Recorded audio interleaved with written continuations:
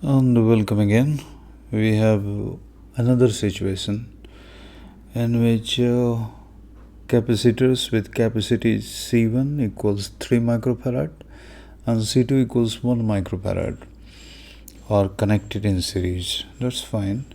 And connected to a current source with EMF Xi equals 200 volt.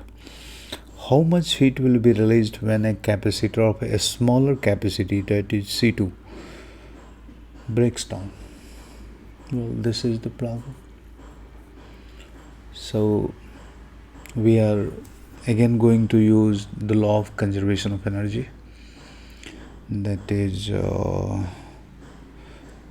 that can be simply written as work done by external agent equals change in potential energy of the capacitor plus heat released.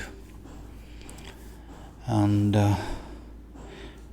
if we can find here work done by external agent, that is amount of charge passed through the battery in positive direction multiplied by EMF of the source, you can write that final charge was simply C1E, because C2 was of course C2 breaks down in the process.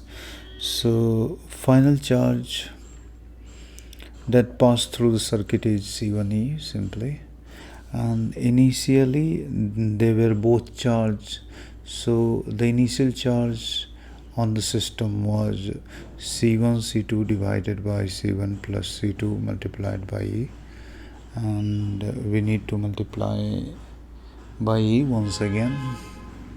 So that gives our work done by external agent.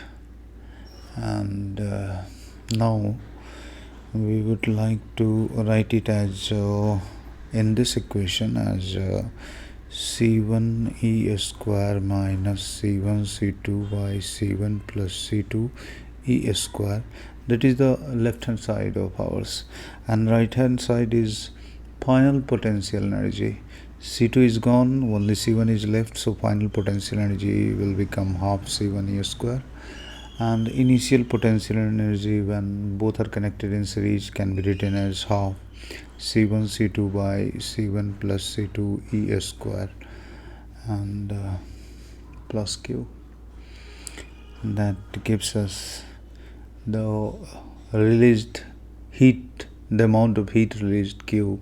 It is simply half C1 E square minus half C1 C2 by 2 C1 not 2 C1 simply C1 plus C2, sorry, C1 C2 by C1 plus C2 E square, and that's our answer.